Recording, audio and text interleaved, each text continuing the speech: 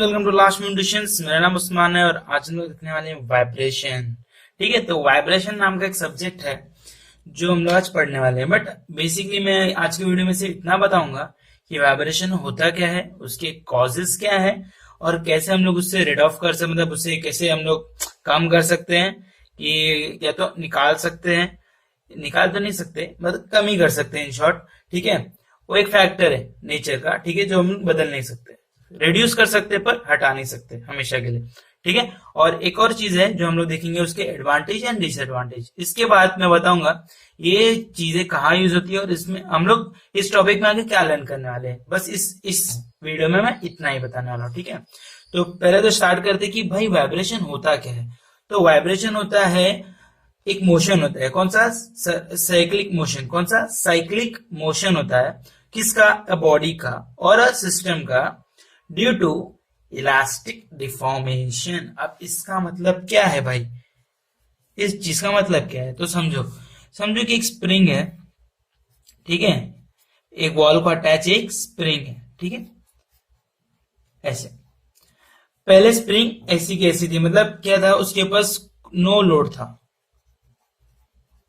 है ना, no load condition. But जब उस पर एक लोड आ जाता है तो ऑब्वियसली ये लेंथ थोड़ा बढ़ जाएगा। कैसे, ऐसे लोड के से थोड़ा सा खींच खींच जाएगा ना स्ट्रिंग। ऑब्वियसली देखो, आप कभी भी कोई भी स्ट्रिंग लेते हो, ऐसा खींचते हो, स्ट्रिंग में स्प्रिंग स्प्रिंग लेते हो आप, ऐसे खींचते हो तो बढ़ती है ना स्प्रिंग। तो वही होगा ना जब अपन लोड ऐड करेंगे। आइडियली स्प्रिंग कैसे रहती है, नॉर्मल कंडीशन जैसे सिकुड़ी हुई रहती है। बट जब भी आप उस पर प्रेशर लगाते हो, उसे खींचते हो दोनों साइड से, तो कैसे सब बढ़ जाती है। तो वही इधर हो रहा है, लोड ऐड किया जब मैंने एम का, तो क्या हो गया, स्प्रिंग की लेंथ बढ़ गई। तो ये होता है आपका डिफ्लेक्शन, डेल्टा। ठीक है, ये हो गया डेल्टा। डेल्टा क्या है आपका, लेंथ, ये वाला। आप बोलोगे भाई इसका डिफॉर्मेशन और डेल्टा का क्या मतलब है, तो इतना याद रखो, जितना ये बढ़ेगा उतना ही तो मास नीचे आएगा ना। क्या बोला मैंने, पहले यहां था, ये कब बढ़ेगा, जब मास अटैच होगा।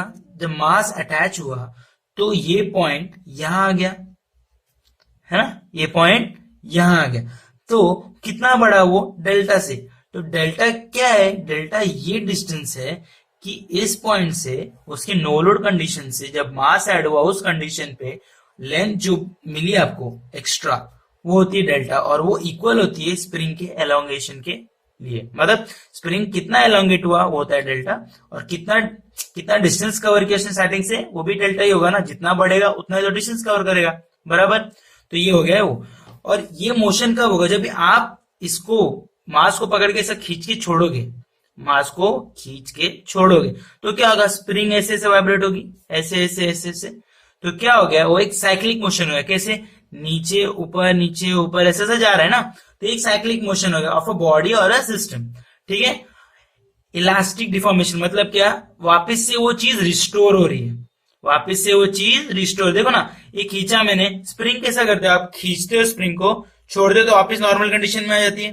तो वही हो रहा है, इलास्टिक डिफॉर्मेशन आपने दिया, फिर जब छोड़ने पे क्या हो गया, वापस वो ओरिजिनल पोजीशन में आ जाती है। वही होता है यहाँ पर, ऑक्सीलेट करेगा, फिर एक बार आके इस पोजीशन पे, मीन पोजीशन पे आके रेस्ट कर जाएगा।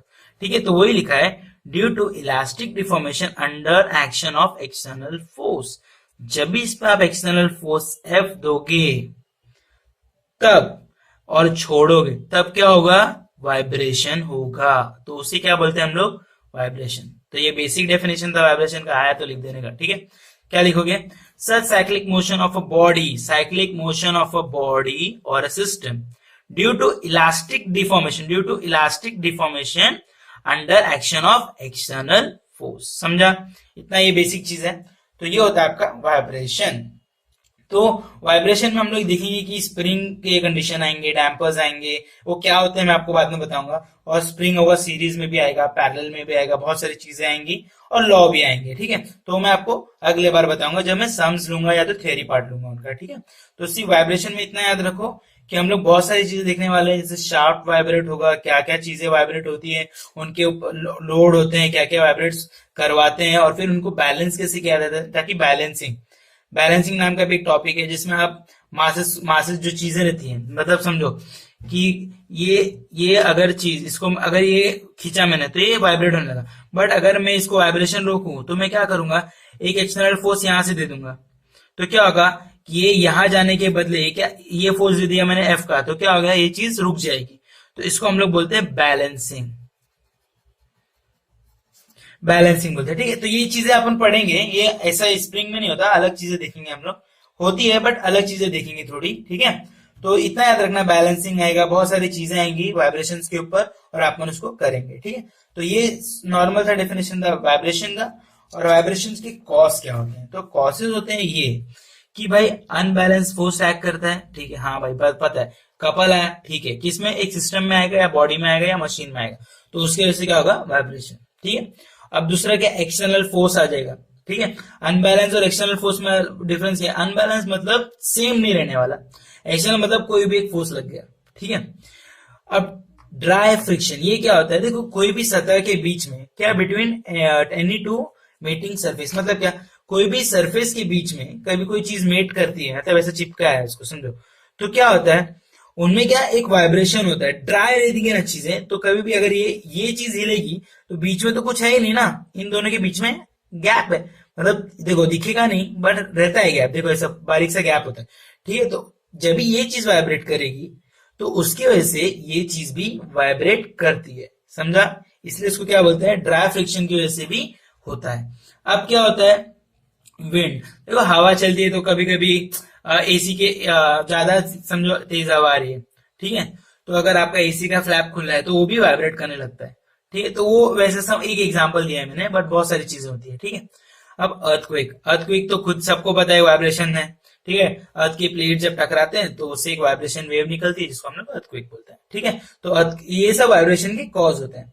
अब भाई इसका एडवांटेज और डिसएडवांटेज क्या है। ठीक है, तो एडवांटेज ये है कि अपने को पता है म्यूजिकल इंस्ट्रूमेंट्स सब किस पे वर्क करते हैं, वाइब्रेशन के फिनोमेना पे। ठीक है, और क्या, वाइब्रेटिंग स्क्रीन्स, शेकर्स, और फिर ये अपना कन्वेयर बेल्ट, ये सब किस पे वर्क करते हैं, फिनोमेना ऑफ वाइब्रेशन।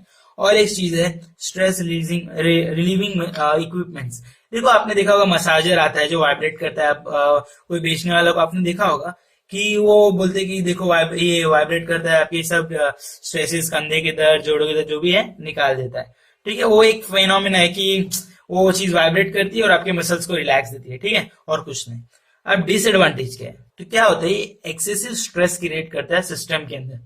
क्यों, क्योंकि चीजें अगर वाइब्रेट होंगी तो उनके से दूसरा भी डिस्टर्ब हो, मतलब दूसरा पार्ट जो कंपोनेंट जो है मशीन का वो डिस्टर्ब होता है। तो उसकी वजह से क्या होता है, इसके एक के वाइब्रेशन की वजह से दूसरे पे फर्क पड़ता है। उसको अगर वाइब्रेट नहीं करना है तो उसको जबरदस्ती वाइब्रेट करना पड़ेगा, अगर वो जबरदस्ती वाइब्रेट करेगा और उसके इतनी स्ट्रेंथ नहीं है वो झेलने की, तो टूट जाएगा, तो क्या होगा, फेलियर ऑफ मशीन पार्ट्स। ठीक है, और क्या होगा, it leads to loosening, loosening कब होगा, जब भी देखो ज्यादा चीजें वाइब्रेट होती हैं। ठीक है, अगर एक चीज कंपोनेंट वाइब्रेट हो रहा है आपका बट दूसरे को नहीं करना है, ठीक है, तो इसके वजह से वो जबरदस्ती वाइब्रेट हो रहा है, मतलब वो क्या हो गया, लूज हो गया। अगर वो झेल ही नहीं पाया वाइब्रेशन तो क्या हो जाएगा, फेलियर हो जाएगा। अब लास्ट किया, इट क्रिएट्स अनडिजायरेबल नॉइज, मतलब क्या आवाज आती है, वो ये क्या। ठीक है, बस इतना ही है इसके एडवांटेजेस एंड डिसएडवांटेजेस। अब एक चीज है लास्ट है, वो है method of reducing effects and undesirable vibration. अभी ये चीज क्या है, तो हम लोग कैसे रिड्यूस कर सकते हैं। ठीक है, removing unbalance force and couple, कैसे, किसी और को उसकी जगह पे इंट्रोड्यूस करके, मतलब अगर अनबैलेंस फोर्स एक एक्ट कर रहा है तो उसके ऑपोजिट डायरेक्शन में मैं दूसरा एक फोर्स लगा दूंगा तो क्या हो जाएगा, बैलेंस। अब कपल अगर इस तरफ से घूम रहा है, क्या घूम रहा है, अगर ऐसे एक घूम रहा है, ठीक है, कपल क्या होता है, दो फोर्सेस ऐसे वाले और एक ऐसे वाले, और इनके ऐसे क्या होता है, साइक्लिक ऐसा मोशन हो जाता है। ठीक है, तो मैं क्या करूंगा, एक उल्टा मोशन दे दूंगा तो क्या हो जाएगा, रुक जाएगा। अब मैं placing the machinery on a proper isolated machinery को कहां पर, a proper type of vibration isolator. अभी ये क्या है, तो ये होता है आपका सीधा सीधा डैम्पर। क्या होता है, ये चीजें क्या करती है, आपके जो वाइब्रेशंस हैं उनको रिड्यूस कर देती है। आइसोलेट करना है तो कहीं पर उसको अलग से रख दो और फिर उसके उधर डैम्पर्स लगा दो ताकि किसी और को डिस्टर्ब ना हो, मतलब वो पूरे वाइब्रेशन झेल ले। ठीक है, किसी और कंपोनेंट्स को और या किसी और जगह पे किसी और लोगों को वाइब्रेशन के नॉइज ना आए, क्या फीलिंग ना, मतलब वो जो होते हैं ना वेव, वो ना मिले, ठीक है। और ज्यादा कुछ डिफरेंस नहीं होता इंसुलेटर्स और डैम्पर्स में, ठीक है। इंसुलेटर्स क्या करता है, आफ्टर ऑल वाइब्रेशन रिड्यूस करेगा, डैम्पर्स भी वही करता है, ठीक है। अब लास्ट क्या है, मतलब ये दोनों क्या है, साउंड प्रूफ। अब साउंड प्रूफ ग्लासेस देखे होंगे, लगाए रहते हैं, ठीक है। जो जहां पर म्यूजिक कंपोज होता है वहां पर ग्लासेस भी लगी होती हैं, स्क्रीन्स भी, सब होता है, ठीक है। वो लोग क्या करते हैं, वो चीजें ऐसी रहती है कि वो साउंड अंदर रिफ्लेक्ट कर देती है, वो बाहर रिफ्लेक्ट नहीं करती। तो वही होता है साउंड प्रूफ ग्लासेस, ठीक है। तो अभी शॉक एब्सॉर्बर्स, वो तो आपको पता होगा, सस्पेंशन शॉक एब्सॉर्बर होता है, ठीक है। तो ऐसे सब एग्जांपल्स है इसके, तो ये सब कुछ काम नहीं आने वाला, सिर्फ इतना। ये देखो अनबैलेंस फोर्स, ये इसको बैलेंस करने के लिए हम लोग पढ़ेंगे बैलेंसिंग। वाइब्रेशन आइसोलेटर मतलब क्या, डैम्पर्स, डैम्पर्स के ऊपर आपको सम आएंगे, फिर स्प्रिंग के ऊपर आपको सम आएंगे।